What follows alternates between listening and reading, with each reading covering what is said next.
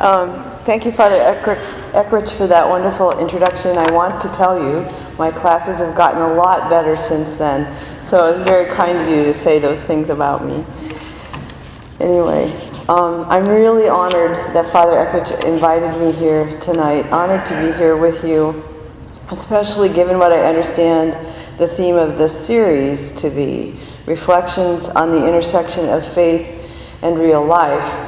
One of the things that he didn't mention, and it's not really in my bio for lots of good reasons, is I used to work in business, and at a certain point made a meta-career transition, I call it, from the business world into philosophy and theology. And so my first love really is never, well, what I notice about academia is most of us give papers to each other, and I'm really more interested in making sure that the truths we're discovering and uncovering have meaning for people in real life.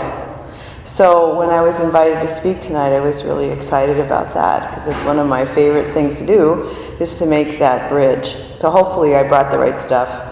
Some of the things he mentioned I will be speaking about, yes. Okay. So I guess I'd point out, and you must know this already, that one of the most important things a faithful parish community can do is ask the question, how is our faith to inform our daily lives? Without such a question, the faith becomes theoretical or something we do merely on Sundays, even though we know that at the heart of it is an intimate personal encounter with the person of Jesus Christ. We are here because we know that we are called to witness to the message of the gospel, something that we heard during the first reading tonight from the letter of John, that we are to love one another as Christ has loved us. Father Eckrich gave a wonderful homily on how that relates to who God is and who we are. But the truth is, there isn't really any other place to bear witness to that message except in the rhythms of our everyday routines. Otherwise, it's just pretend. So our topic here tonight, man, woman, and the mission of the laity, I want to warn you, has some intellectual content. It's unavoidable. So somebody's all for it. Okay. I do plan to give you some things to think about, but I think you'll also see that its context is eminently practical. And rather than wait until the end to provide the proof of that claim, I want to demonstrate it without delay. I know I'm in the presence of practical people, and I happen to be one myself, and so I don't want you to wait for the punchline. I'm just going to lay it on out. Doing so will clarify at least the second half of my title, The Mission of the Laity, and bring us directly into contact with the first point I want to make. And it will also give us a context for our reflections on man and woman. And so we'll begin with a question of the mission of the laity. It's actually fairly easy to state. Indeed, the Church has been very clear in her teaching about it, but as I give talks about this, I get the feeling that not all of us got the memo. So it may come as a bit of a surprise, but the mission of the laity is first and foremost to transform the temporal order. Our task is actually and primarily to transform the temporal order in light of God's plan for man. This particular mission is given not to the priest or the deacon, not to the religious sister or brother. It is given in clear and unequivocal terms to the lay faithful. Did you guys know that? Maybe you heard of this already? I don't know. The task of the priest, the deacon, those in religious life, I hope I won't offend anyone if I point out that their job is to serve us so that we can go out into the world and do what only we are called to do in a certain way. Right, Father? Does that make sense? Okay. I've given this talk before, or some version of it, and the priests in the room usually go, thank you for mentioning that, because Father cannot do everything, and in fact, it's not set up that way. So, Since it seems like many of us were left off the copy list on that teaching, I want to just quote a couple of church documents for support and further clarity. And we find this teaching expressed in any number of places, but perhaps one of the most clear statements of it is found in the Dogmatic Constitution on the Church, Lumen Gentium, from the Second Vatican Council. So I'm just going to read a quote from that document. This is from number 30. The laity, by their very vocation, seek the kingdom of God by engaging in temporal affairs and by ordering them according to the plan of God. They live in the world, that is, in each and in all of the secular professions and occupations. They live in the ordinary circumstances of family and social life, from which the very web of their existence is woven. They are called there by God, that by exercising their proper function and led by the Spirit of the gospel, they may work for the sanctification of the world from within as leaven. Since they are tightly bound up in all types of temporal affairs, it is their special task to order and throw light upon these affairs in such a way that they may come into being and then continually increase according to Christ, to the praise of the Creator and the Redeemer. This teaching is reiterated and affirmed by Pope St. John Paul II in his own document on the mission of the laity, Christi Fidelis Laici, where he points to the secular world as the place where, above all, the laity receive their call from God. The world becomes the place, he says, and the means for the lay faithful to fulfill their Christian vocation, because the world itself is destined to glorify God the Father in Christ. So you see, the purpose of your series is absolutely essential, profoundly important. We don't reach our own salvation by simply attending Mass on Sundays. That's where we get fed, so that, in a way, I mean, it's not just this, but one of the things that happens there is to be fed by the grace of Christ, the sanctifying grace, so that we can go out and do what only we can do. According to John Paul II, the worldly vocation of the laity is actually unique to them. This mission, he states, is, and here I quote, not only an anthropological and sociological reality, but in a specific way, a theological and ecclesiological reality as well. Thus, this is me talking now, thus, though the lay Catholic does serve the Church by performing the roles of Eucharistic minister or lector, these acts of service do not represent our primary role. What is essential to our task as lay Catholics, what defines the work of the lay Catholic in the world, is our commission to bring Christ into the home, into the workplace, into the public sphere. Not only his message of love and redemption, but his vision of order, truth, justice, and beauty. Wherever the Lord has placed us, in whatever capacity, there is the church. Wherever I go, there is the church. I'm working for the church, whether I'm in this building or not, because I take it with me. I am connected to all of you. I'm a member of the body. All of us are. So wherever I am, there is the church, and I'm working for the church in my professional capacity or in my home or whatever it is I do. So we are called to transform the temporal order, and our work, whatever human or professional competence it calls for, must always be ordered toward returning all things to Christ. This is how we live out our vocation and fulfill our mission. So for the Catholic Christian intent on living his or her faith, we have to see that it is not merely in attending Sunday or even daily Mass It is not only regular participation in the church's sacramental life. Indeed, it is not even possible to pursue holiness by being only concerned about our own salvation. We need to be concerned about souls in general. As I tell young people when I speak to them, they're often idealistic, and the young person always wants to save the world. I see there's a few of you guys who, did you want to save the world? Are you pretty interested in that? Don't lie to me, I know you are. And the parents will say, oh no, don't worry about that too much. Just, get a degree in accounting or something and go get a good job or whatever it is you might say. But the truth is, young people, hey, you guys over there, it's our job. It's our job to transform the world. Okay? Let's be clear about that.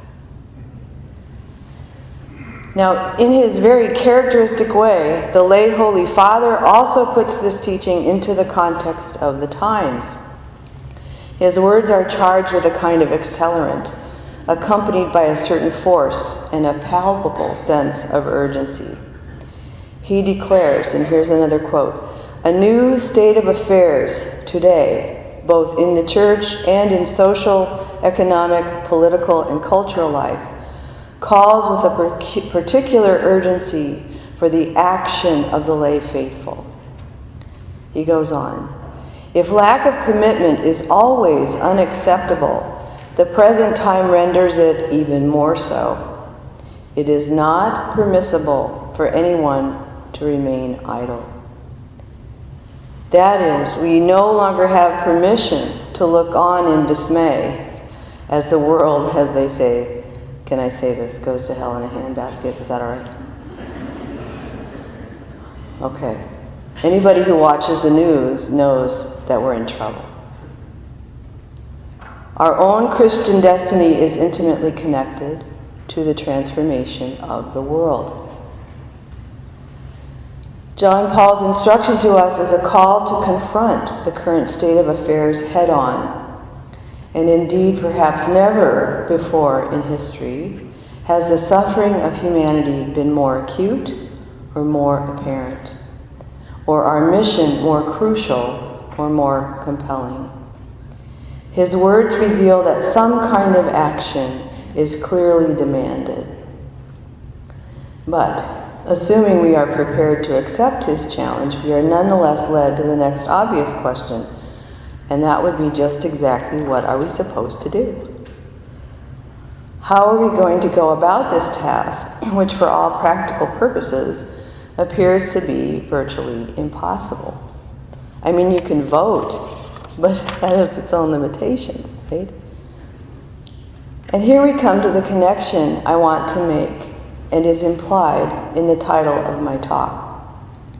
For without a doubt, the unmistakably prophetic voice of St. John Paul II also points us in the direction of a solution, one grounded in the significance and meaning he attributes to the complementarity that characterizes the natural relationship of man and woman.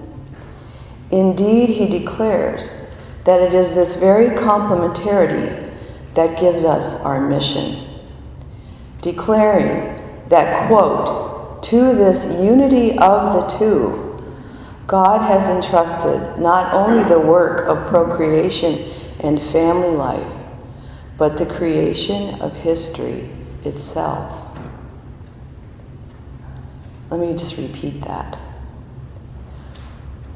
To this unity of the two, God has entrusted not only the work of procreation and family life, but the creation of history itself.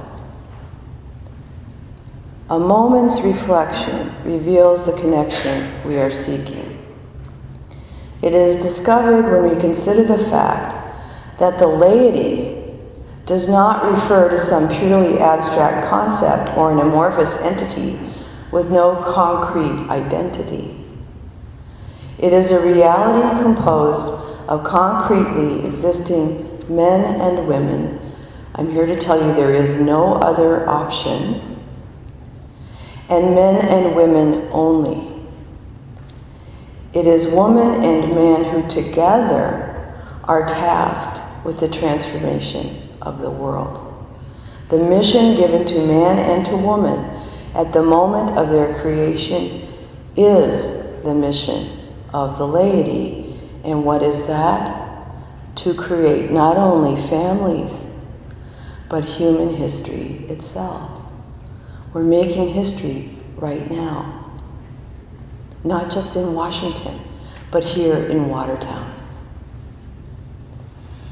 So let us pause just for a moment and spell out the implications.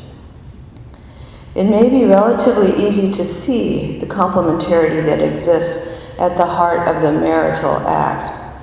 Our bodies are clearly designed for the physical union that unites husband and wife. But as John Paul states repeatedly, the love that binds women and men together is expressed not only through their bodies.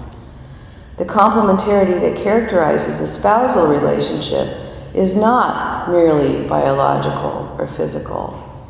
It is, as what the philosophers call, an ontological reality as well. It has an immaterial element.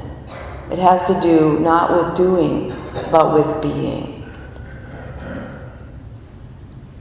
Though when given room to breathe, this complementarity within the context of marriage remains a mystery that defies any attempt to reduce it to rigid roles or functions.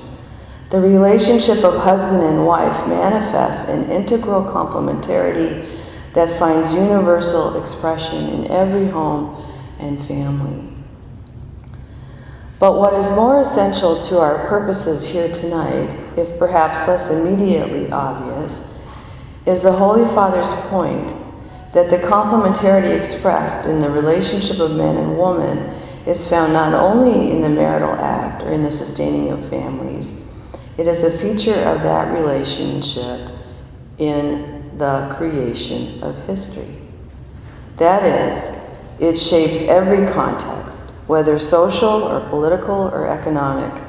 It characterizes, in fact, the interactions and activities of the entire temporal order, that the laity itself, a reality comprised of only women and men, is called to transform.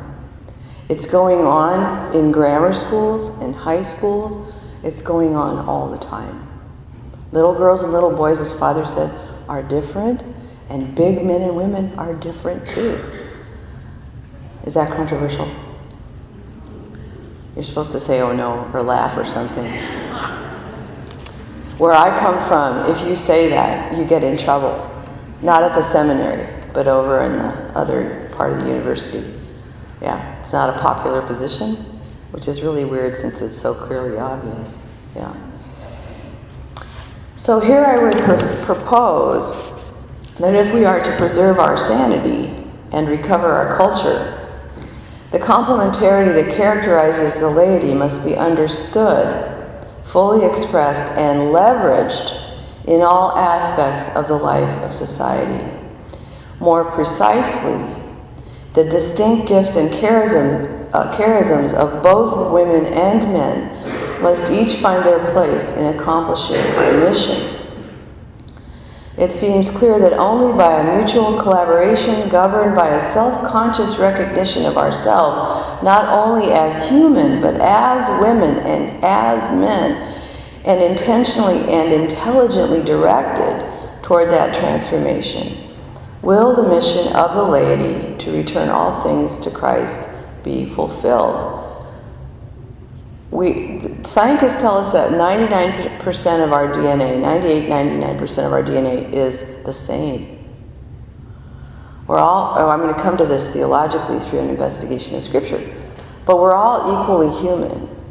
But that 2% difference distinguishes us in some very important and significant ways.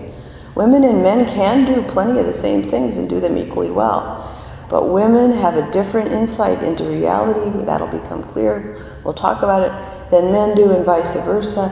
And I don't know about you, maybe it all works really well here in Watertown, but in the places I occupy, men and women are not always working together in the best way possible, right?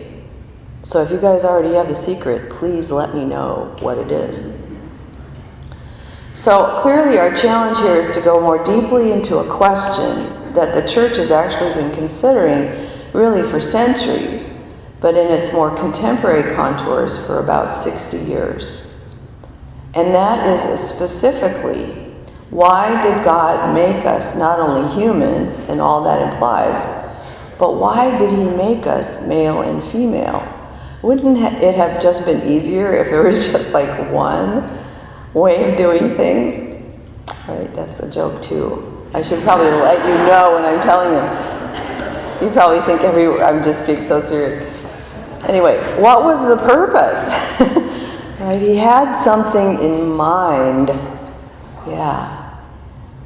Something that is not always obvious to either husbands and wives, or little boys and girls, or men and women in the workplace. Perhaps we can agree that this question is really the question of our era. Surely it would be an understatement of the first magnitude to point out that we are in the midst of a crisis in our culture around this very issue. So our topic has a somewhat broader significance. I don't know if you heard about this, but the American Psychological Association just yesterday published a study that proves that traditional masculinity is by its very nature toxic. It's guidelines for psychologists and how they ought to go about working with boys and with men. I plan to write something about that, you can be sure of that. There may be no more critical a topic for reflection, for it goes to the heart of what it means to be human persons, embodied as either male or female. Again, these are the only two options. You cannot change your sex. You cannot change your gender, no matter how hard you try or how many operations you have. The DNA will be male or female, period. Someone who tries that will never be happy. So, let us turn our attention now then to the first part of my title, the question of man and woman, and the complementarity that John Paul II declares characterizes their relationship. I'm going to make a few preliminary remarks here. And the first one is this. I don't know if you guys have heard about the feminine genius that John Paul II made famous. Everybody knows there is one. Anybody with a mom knows that there is one. Anyone who is a mom knows that there is one. But I used to give talks on those, any number of years ago. And we would have lots of fun. There's a joke coming here, so get ready. We used to have lots of fun, especially if wine was served. And we, agreeing on how smart we are, and so on. Now, ladies, you don't laugh too hard, but you know what I'm talking about. But I have learned that to speak of the feminine genius without simultaneously a full recognition of the genius of man is to risk creating a distortion in our own understanding of what it means to be human. It turns into this kind of strange Catholic feminism. It definitely risks what one of my mentors, Sister Prudence Allen, describes as gender polarity, where one gender is considered superior to the other. The feminine genius cannot be understood apart from the genius of men. And I'm here to tell you, I will talk about this, there is one. That's a joke too, but not really. I mean, there really is one. But men don't always know it, right? No one tells them that, especially these days, right? So we're going to fix that tonight. The emphasis that has been placed on the feminine genius these past years, while understandable and important, has at times seemed to tend, as I said, toward its own brand of Catholic feminism, leaving men in some kind of theological limbo. In any case, St. John Paul II tells us in Christi Fidelis Laici, and here's another quote, that the condition that will assure the rightful presence of woman in the church and in society is a more penetrating and accurate consideration of the anthropological foundation for masculinity and femininity. And I took him seriously, and so this is what I have been studying for I don't know how many years now, I think something over 10. Now, Pope Francis has suggested that we need a theology of women. I don't know if you heard about that. And I would never really question the Pope. I mean, at least until these days. And I surely will follow whatever direction he gives. I mean, barring, I don't know, but anyway.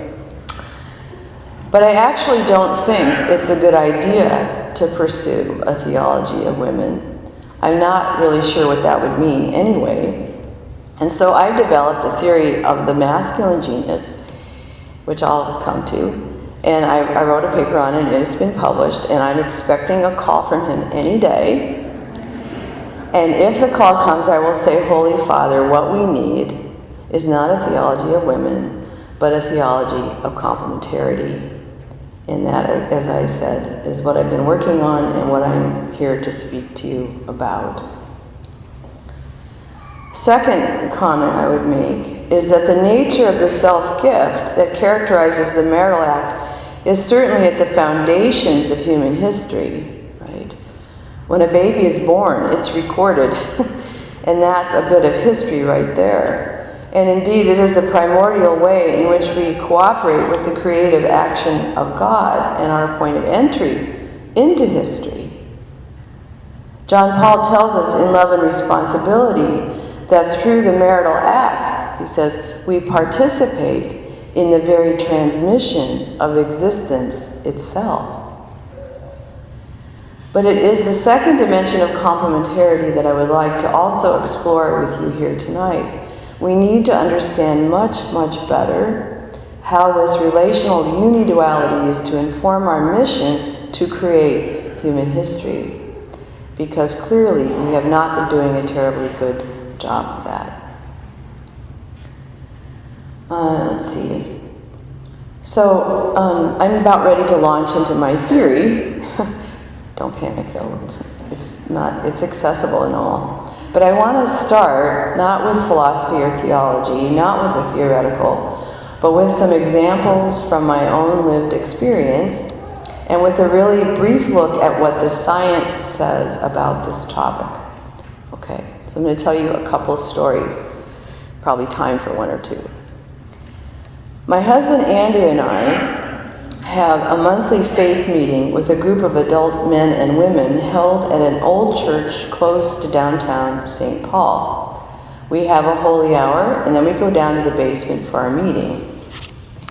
A few years ago, during the fall, we walked down to have our meeting, and saints preserve us, there was a bat flying around the room. Okay. Now the room was, a regular, not very big really, smaller than the place that we had dinner, not that much smaller. And in the middle of that room was one table. One of those, you have those tables there, the kind of long 6-foot ones, you find them in every parish, right? One table, a few chairs. And we walked in, and here's the bat swooping here and there. And I kid you not, within a nanosecond, all of the women in the room were underneath that table. Including my daughter Maddie, who was, I forget, 10, 11, 12, 13 at the time, with our hands over our heads, holding onto our hair, because what's the big fear? That the bat's going to get caught in your hair or something. No planning, no discussion. There was no discussion. There was just, there's my spot. Get out of the way. Now, in the same nanosecond, what were the men doing? They found brooms, mops, dustpans, garbage cans, anything they could find with which to capture the bat. And they did that. with all deliberate speed. They worked together, no planning, no flip charts, no, well, now you get the broom, you get the garbage. No, they just immediately knew exactly what their mission was, and they went and they did it without being asked, right? Then they captured the bat, and then what do the women say? Oh, please don't kill the poor thing. Now, I don't want to say that the women in that group couldn't have possibly captured the bat, but I can say for sure that we would not have even bothered. We would have retreated to the nearest coffee shop and called up the maintenance man and said, by the way, there's a bat in your basement, and you probably ought to go get it. Okay. That is the masculine genius, right there. And the genius isn't that they captured the bat, it is that. But the genius is they knew immediately what their mission was. And that bat was not going to come anywhere near those women. Another story. This one might be a little more personally satisfying to the women in the room. Now, I know I look young, but you might be wondering how it is that my husband and I have such a young daughter. She's now 16, when clearly we're past the halfway mark by some years. And so a little bit of explanation. I don't have time for the whole thing, but it's a story of its own. You'll just have to be satisfied with knowing that we adopted her as a newborn. I had been praying for years. It's a very long story. One day the phone rang. You weren't on any list. Hello? This lady said, our daughter's pregnant. I said, yes. And then later on that night, Andrew and I went out to dinner, and I said, oh, by the way, it was so-and-so called, and their daughter's pregnant, and they want us to take the baby. And I said, yes, I hope that's okay. It's a really good story. We don't have time for it. But she was born 1 week after my 50th birthday. I'll let you do the math. Now, it was hard, and I quickly learned why people have their kids young. Just pay attention, young people. You want to have them younger than you think. But things were going pretty well, and Andrew really couldn't figure out how it was I knew. I mean, after all, I didn't have any kids at the time, but somehow I knew what to do. It was wonderful. I wish I could tell you the whole thing. But one night, probably about a week and a half or two after we brought her home, Andrew was so kind, he suggested I go take a nap. I mean, I was kind of old, and I was, up all night. I didn't sleep the whole night through for the first 5 years. And that was kind of rough on me. But anyway, so he said, why don't you go take a nap? He would care for Maddie for a while. So I was very grateful. I lay down and I slept for probably, 2 or 3 hours, I think. Early in the evening, I came out into the kitchen. Now, our kitchen is a fairly small kitchen, not too big, not too small. It's actually perfect for us. In the middle is a butcher block island, right? Not very big, though. Maybe a little bigger than this thing right here, so tile floors. There is Maddie on her tummy, on a towel, sleeping on the butcher block island. Andrew, nowhere to be found. Now, in most cases, the women, when I tell the story, the women go, oh my God! And the men are like, yeah. Which is pretty much what Andrew said when he came back about a half hour later. And I won't tell you what happened then. I'm in a church. Yeah. He said, well, what's the big deal? She can't roll over. Well, yeah, we have a cat, though. I mean, let me think now. How can I explain to you how stupid that was? Yeah. So, let's see. These are familiar examples, I think. Or maybe they're not. Let's hope they're not, especially that second one. I'm sure none of the men here would ever do anything like that. But the point is that the feminists in our culture will tell you that it is all a matter of conditioning. Your mom did stuff like that, or your dad did stuff like that, and so do you. It has nothing to do with your nature, right? Not anything inherent to who we are as embodied persons. But here is what the science actually reveals. Let's be very clear about one thing in particular. Researchers report that boys and girls exhibit male and female personality traits from the day they are born. It is on the record that there are scientists of both sexes who began their research secure in the conviction that they would demonstrate that these traits are a result of socialization. They had to change their tune when the data revealed it to be otherwise. There were scientists who became parents. They were okay until they had their own kids. And they began to raise their children, determined to avoid any hint of the dreaded stereotyping. They set it up completely differently, right? No pink blankets, no blue blankets, no ribbons, no tiny football jerseys, I guess. Trucks for the girls, dolls for the boys. I don't know exactly how they did it, but in the end, we're forced to admit that male newborns behave like boys and female newborns behave like girls right from the start.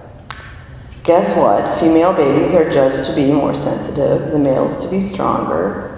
And of course, when I told my mom about this research that I was doing, and I found what I had found out, my mom had boys and girls, 6 of us, and she said, well, why didn't they just call me? I would have saved them a whole lot of money. Everyone here, if you've got both boys and girls, you know that they're different. And I have it on good authority that girls are a lot harder to raise, by the way. Just in case you want to know that, young men sitting in the front. Okay, here are some facts. Baby girls look at faces. Baby boys look at objects. The little girl will look at your face. The little boy will look at the mobile above his crib.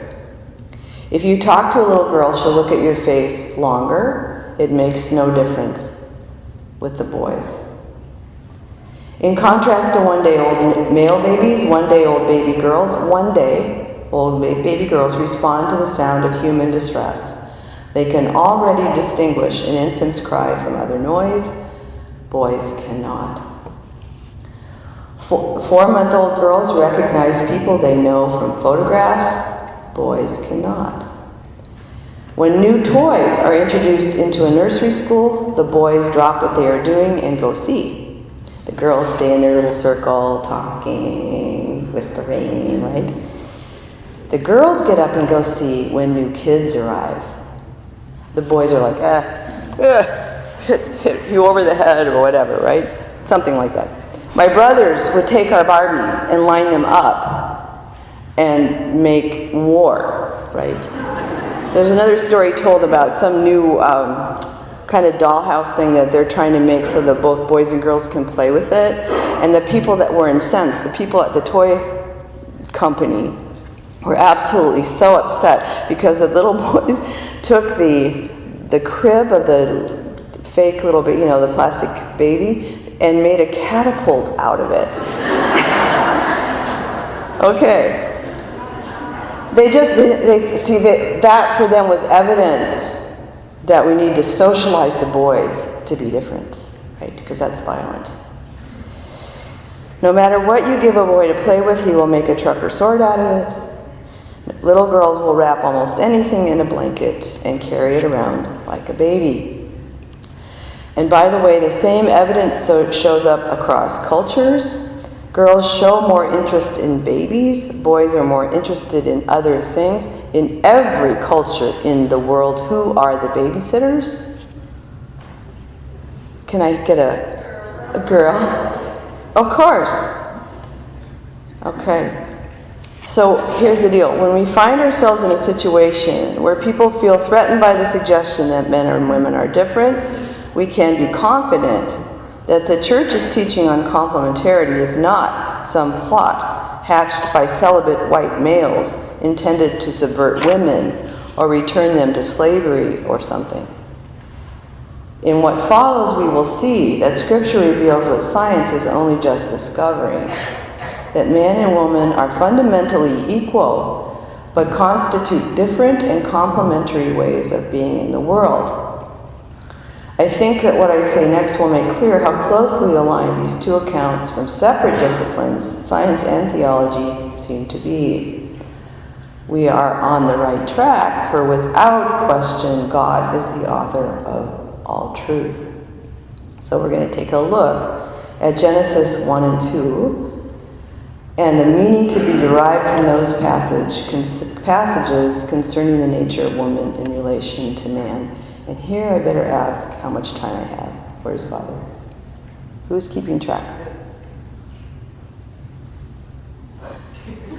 About 20 minutes. 20 minutes, okay. I'll give it my best shot. Okay. So it might be common knowledge here that John Paul II grounds both his theology of the body and his account of complementarity in the first 2 chapters of Genesis. So this is what I've been studying and praying about for all these years, and I've written quite a bit on it. So this is like a really brief summary of what I've discovered. And what we're going to have to do is talk a little bit about those 2 accounts in light of 2 principles. What they reveal about the equality of men and women, and we're going to use that word advisedly for a moment, and you'll see why in a sec, and what they reveal about what differentiates us.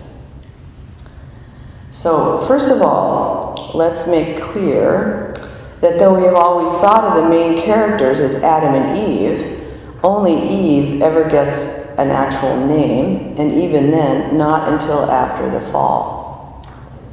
They are referred to in the first account, Genesis 1. We know there's 2 different creation accounts, okay? So they're referred to in the first account by the word Adam, and that's the name we get for Adam, right? It's A-D-A-M. But the word comes from Adamah, which means earth. In the original language it was written in, which would be Hebrew, in the Semitic context, Adam is a reference to man in the collective sense. So you know how it's controversial, but we say mankind, right? We know, right, everybody, that mankind includes men and women. It's a generic term. So in that first account, Adam refers to that same kind of thing. Man, in the philosophers call him man per se, right? Man qua man, man as such, the human person. Adam is a reference to man as such, the human person. So when at Genesis 1:27 it said, let us make man in our image, and male and female he created them, the word that's used there is Adam. And what it means is that male and female are both equally human. Now, I'm a philosopher, so I'm dying to prove it to you, but I don't have time, so you just have to take my word for it, that the right way to interpret Genesis 1 is to, in terms of this particular question, is to recognize that what it's communicating is that man and woman are equally human. Equal is a problematic word because it's a term from mathematics, right? And so some smart student, if I had time, I would make you answer this question: what does equal mean when you use it in an equation? That one side of the equation and the other is what? Anybody remember? The same, or, yes, absolutely interchangeable, right? You could switch them and it wouldn't make any difference. So the equality, very good, thank you. I forgot to affirm you, I'm sorry. So, the equality that men and women have is not like that. We're not the same. We're not interchangeable, okay? But we are equally human. What the philosophers call it, we're instantiations, for those taking notes, the instantiation of the same substantial form. There's not a male soul and a female soul all hovering up there waiting for a body. There's one type of soul, a human. There's no soul hovering. Sorry, I'm going to get this messed up. Souls aren't up there waiting for a body. The soul and the body are created in the same moment in the marital act, okay? God gives the soul, and men and women bring the matter, etc.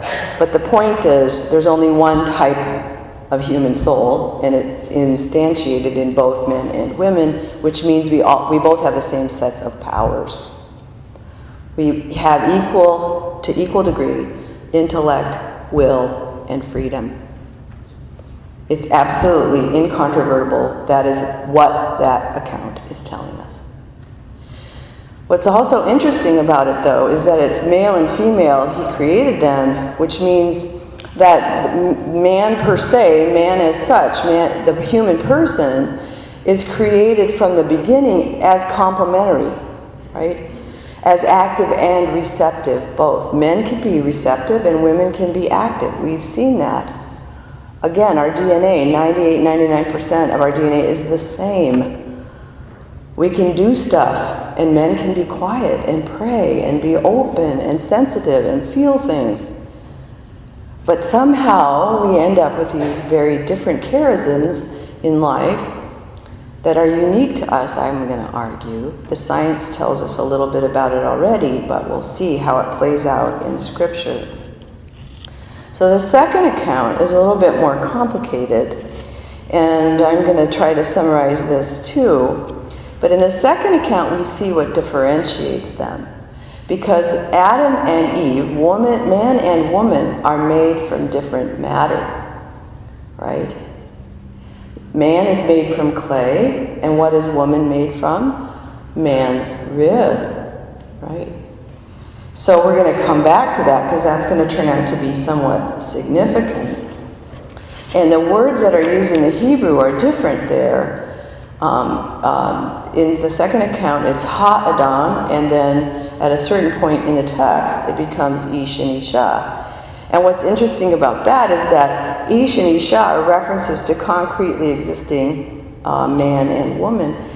And ish is never mentioned until isha appears. Remember, there's a point at which woman comes into being out of Adam's rib, right? God says, oh, you seem to be lonely, let's figure this out, and he ends up creating woman. And it's only at that moment that the man is referred to as Ish, which is also significant because in that creation story, there is no concretely existing man without a concretely existing woman. It's amazing, okay? So I wanted to tell you this kind of backstory in order for you to see that there's a baseline. Men and women are equally human, but they're distinguished by the matter of which they're made. Although, you have to also make clear that no human being is merely the matter of which they're made. We're a union of body and soul. So it's not merely a biological reality. But we're going to let that go now, okay? Unless you want to know more. I mean, we better let it go. Okay. So I'm just going to have to count on your good faith on that. Now what I want to do in the time remaining is consider what we can learn by looking at the two accounts together. And the first point of interest begins in Genesis 1. So we're on our way to discovering, through this reflection, what the masculine and feminine genius might be, okay?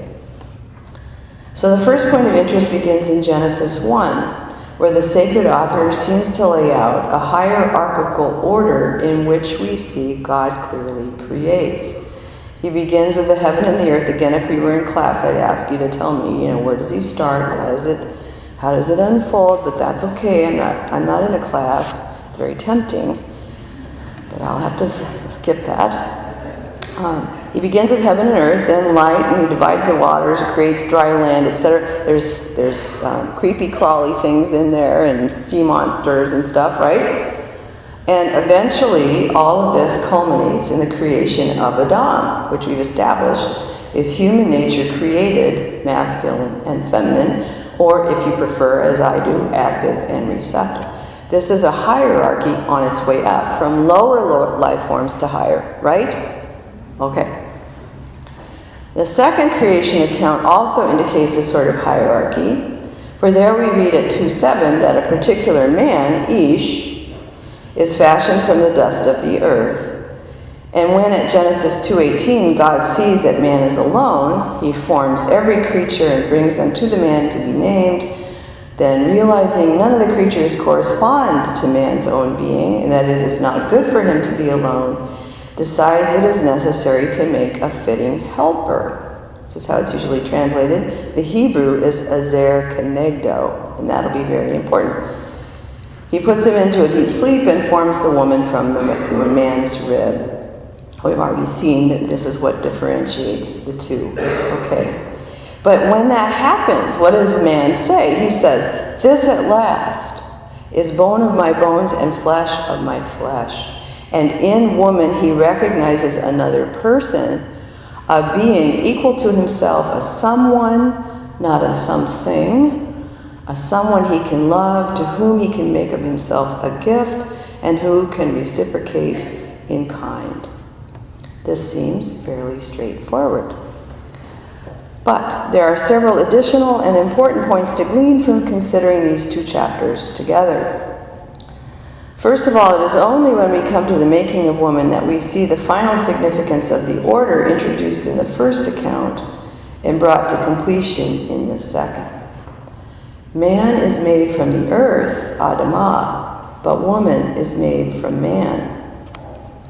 And though it has troubled feminists forever, it is arguably at the beginning point of the historical misinterpretation of this passage. The fact that woman is created is not to make her subservient, because here's the punchline. Woman is not created second, she's created last and on the way up. I'm just saying. If you're made from mud, or if you're made from Adam, choose. Which would you choose?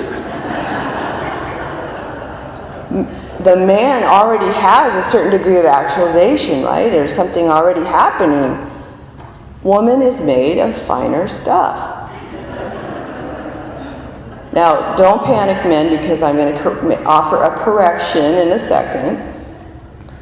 But science can certainly tell from just a few DNA cells whether or not what they're looking at as a man or a woman. Anybody watch CSI? It's amazing. They get this little tiny thing and they can say it's a white woman, she was born in Toronto, or whatever. At least minimally we can say that because of the order suggested by reading the accounts together, woman can be seen as the pinnacle of creation in a way, not as a creature whose place in that order is subservient or somehow less in stature than men. And I have no idea why it has taken 3,000 years for someone to point this out. The proposition is reinforced when we consider that the Hebrew word usually translated as helper is azer, and actually does not mean servant or slave. This word is used elsewhere in Scripture, especially in the Psalms, and wherever it's used, it's referred to as divine aid. If they wanted to say servant, scullery maid, slave, something, a completely different word would have been used. So, azer is divine aid. Woman is sent to be divine aid to man, not his slave, not his servant. Doesn't mean we can't serve each other, we should and do. But you get my point. However, there's a corrective because it's azer kenegdo. It's not, you can't just take the one word, you got to take the whole phrase, and the whole phrase is azer kenegdo, and kenegdo means in front of, in the spatial sense. So you want to picture man and woman, Adam and Eve, if you want to call them that, are face to face. They're in front of each other in the spatial sense. Woman is not above man, and man is not below her, and vice versa. Okay? We are face to face. But woman is sent as divine aid. Okay? Doesn't that make sense? Okay. The nature of woman, then, in relation to man, is clear. Woman and man are equally possessed of intellect, will, and freedom, but they are also, in a sense, equal in their difference, because while both are composites of body and soul, they are each distinguished by the matter of which they are made. Both are characterized by capacity for action and receptivity, while placed face to face in the order of creation. We are both equally responsible for filling the earth and subduing it. Both of us got it, the instruction at Genesis 1:28, that part, right? But somehow tasked with different missions, and as we shall see, a particular genius that belongs to each of them. So quickly now, let me clarify what the genius of man is and the genius of woman. We can say for sure that man is in the garden alone with God for some period of time before a woman comes along. That might have something to say about man's place in the home. He's there with God by himself. But aside from the special relationship with the Creator, it can be said that man's first contact with reality is of a horizon that otherwise contains only lower creatures, what we might call things. And this is what leads God to conclude that man is incomplete and alone, and ultimately leads to the building of woman. Man's orientation, therefore, toward things is clearly a part of God's design. St. Thomas Aquinas actually says that man had to have been given a distinct preternatural gift in order for him to be able to name all the creatures that God brought to him. He can see into the nature of things. He can say, this is that, and that is that. That is not that, and that is that. You know, what can be predicated, right? It can put them in categories like, for example, do you guys go to baseball games here? I don't know. You don't have the Twins, so I guess outside of the Twins, is there baseball? I don't know. But I don't know if you have that, or if you've been to a professional baseball game, there's almost always someone sitting next to you with one of those little cards. Maybe you guys keep track of it, that help you document the statistics for each, right? Definitely a guy thing. Yeah. I have absolutely no interest in it. Not that I'm normative for women or anything. Maybe some women do, but that's a guy thing. One author I read says that this capacity for men to be able to say, this should be attributed to that and that to that. Let me offer another example. My husband has like 1 million wrenches. And they aren't all the same. And you can't put them just together in a pile, right? So I can't put his tools away because I can't seem to distinguish between one and the other. But he'll say, wait a second, that's a little wrench. It doesn't go there. Okay? Right? Is this landing with you guys? Somebody nod. Okay. All right. So this capacity of men this is what I have to kind of summarize because I must be running out of time by now.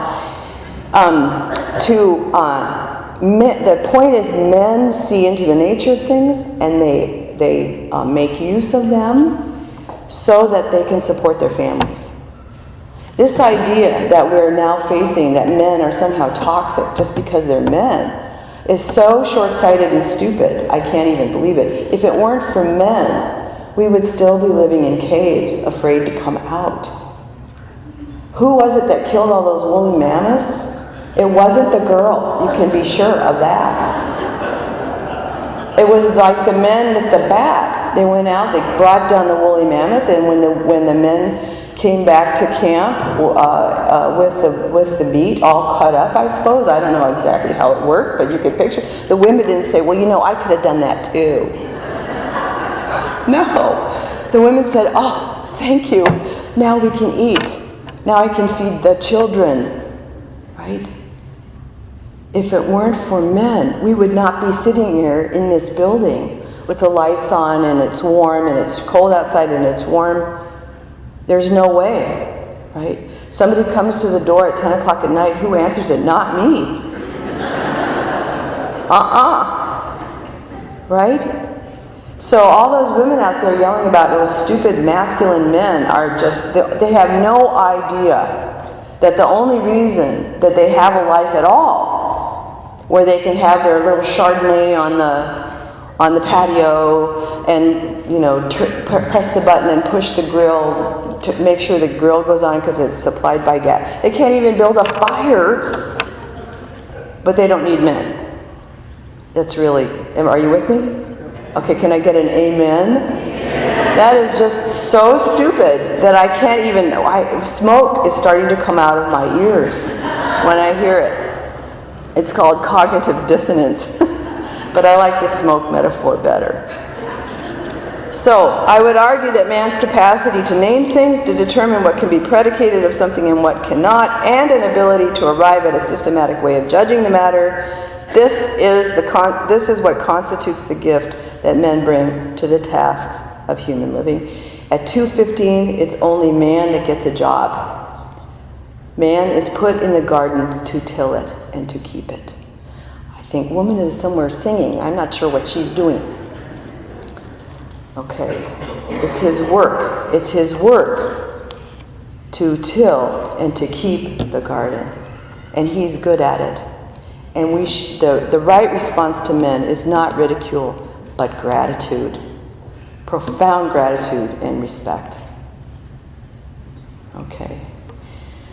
It doesn't mean he's disordered, this orientation toward things. Why? How do we know that? Because when he saw Eve, he knew that she was not a thing.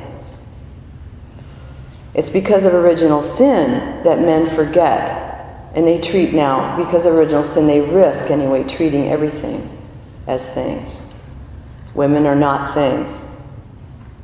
You guys listening? Okay. They're not things. They are persons. And they represent an inestimable value to you.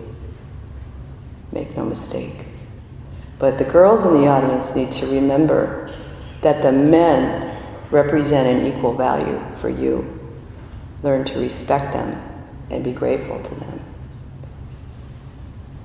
Now let's talk about woman really quickly. In contrast to man and of special significance is the quite legitimate claim that since woman enters into existence after man, her first contact with reality is of a horizon that from the beginning includes man. That is, it includes persons. Picture woman waking up, and what's the first thing she's going to see is Adam's face, right? Women have never, from the first moment of her creation, women have never lived in a world not already inhabited by persons. The same thing can't be said of man, because he spent a fair amount of time all by himself. He was alone with things. That's his first reach. But woman, what's the first thing she sees is the person. This is evident in the science. Boys like objects, girls like people. Guess what? We need both charisms to run the world. Okay? So John Paul argues that the feminine genius is grounded in the fact that all women have the capacity to be mothers, and that this capacity orients them more toward persons. I completely agree with that. But I want to argue that there's a point of departure, a prior point of departure for that claim, and that is the story of creation. Remember, those stories are not just myths. That's the divine word of God. That's God trying to communicate something to us. And what he's communicating is, first of all, that men and women are equal but different. And guess what? Men are really good at unearthing the goods of creation and putting them at the service of their families. And women will always remind you that it's time to stop cleaning the garage and come in for dinner. And I want to say, men, when your wife called you to come in for dinner, drop everything and come in, because that's her job. And I always say to Andrew, if you want to create, or I say this to all the men I can, if you want to create a bitchy wife, make her ask you 5 times to come in. Because you can be sure by the 5th time she'll be yelling, right? The dinner is cold. You can tell I'm speaking from personal experience here. No, that's her job. Her job is to maintain the life of the family, the community of persons. That's her job. Respect it. Okay. And that's the genius of woman. Now, again, the fall will also result in a disorder for woman, right? Now she's greedy, or not greedy, but needy. She's clingy, etc. So, women, you have your own challenges, right? But women's orientation toward persons is not a lesser quality. It doesn't unnecessarily complicate things. It needs to be considered as a part of the whole picture. Okay. I have to skip over a few things. I must be done, right? Am I done? Yeah, I'm done. Okay. Let's see. Let me just make one last point, and then I'll stop. I have actually 4 more pages, but I'll skip over. Why do you think the serpent approached Eve? You don't really know, and I'm going to tell you anyway. You might know, but the tradition generally says, because she was naive or something, or stupid. She wasn't very smart. But we've already shown that actually woman possessed intellect and will and freedom in the same measure that man did, right? So one way to understand it is to see that the serpent knew that by approaching the woman and by having the woman eat of the fruit first, he would get man. And the truth is, women have lost their way in our culture. It's so obvious. The American Psychological Association study proves it, that we've lost our minds. Okay. So, I'm running out of steam and I can't remember what I was going to say now, so when you corrupt a woman, you corrupt the family, you corrupt the nation, you corrupt the community, yeah. But let me just point this out. Why did Adam get punished? What is the first thing God says to man after the fall? Anybody remember? Any theologians in the house, scripture scholar? Believe it or not, what God says to man is not that you ate of the fruit. He says, because you listened to your wife. Go back and look at it. Because you listened to your wife, you will be punished. Now, does that mean men shouldn't listen to their wives? The answer to that is no. I'm just going to give you the answer to that. What it means is that what he's really saying is because you listen to your wife and not to me. Because man already knew about the tree. God told man about the tree. Eve heard about it secondhand. Plus, man is more sophisticated with things. He knows. He's standing right there. You can read it in the passage. He's standing right there. And he's like, yeah, you go ahead. I'm not going to say anything. So she reaches for it, right? So man did not, in that moment, he did not defend Eve at the moment she needed it. That was his first moment in history where he should have reached out to say to woman, oh no, Eve, I don't think we're supposed to do that. But he didn't. So you see, the sin is shared equally, right? So man's job then is to protect, and women's job is to nurture. It doesn't mean we can't all, capture the bat. It doesn't mean that Andrew's not a good father.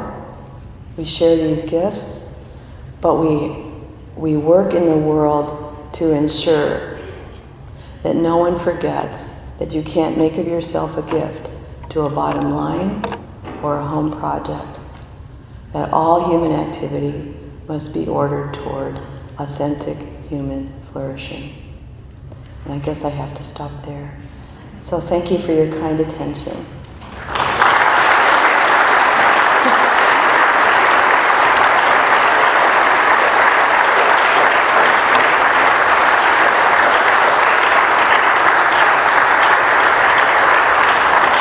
Sorry if I went over. I'm sorry that I went over. It's not if. I know I did. Sorry. Also, you normally you get 90 minutes for class, so that's probably what you're... And even that wasn't long enough. No, it wasn't. We often went late. But, announcements, that's right. That's what sorry, I lost my train of thought. This evening, first, I'd like to thank you, Dr. Savage, for being here. It is a great privilege, hopefully for all of us, and especially for me. It's nice for me to actually sit out in the pews and listen to someone else talking up here. So thank you for that. Tonight's lecture was sponsored by the Van Well family. So we give thanks to them. And we also thank the 9th grade. Oh, there we go.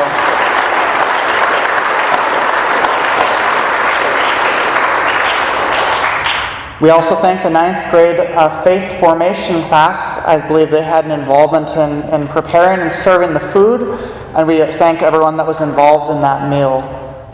So we're going to applaud. Okay, wasn't sure.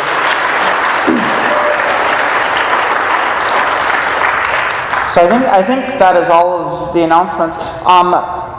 Just to give you a little spoiler, next month's speaker is Renee Dupont. She grew up and lives in a farm about an hour west of Bismarck. She is one of my best friends. So I wanted her to come and tell her story. No offense to her, she might very well be described as an average farm girl. Nothing really big in her life, and I think people go through their life thinking, well, I didn't do anything extraordinary, I'm just ordinary, so, how can God work through me? And so Renee grew up kind of with living in the shadow of her 5 siblings, and just kind of trying to figure out what is it that she's supposed to do in life. And then, of course, we know, like I said, I have spoken about her older sister, Michelle, who's 2 years older than her, and in 2014 was diagnosed with stage 4 cancer.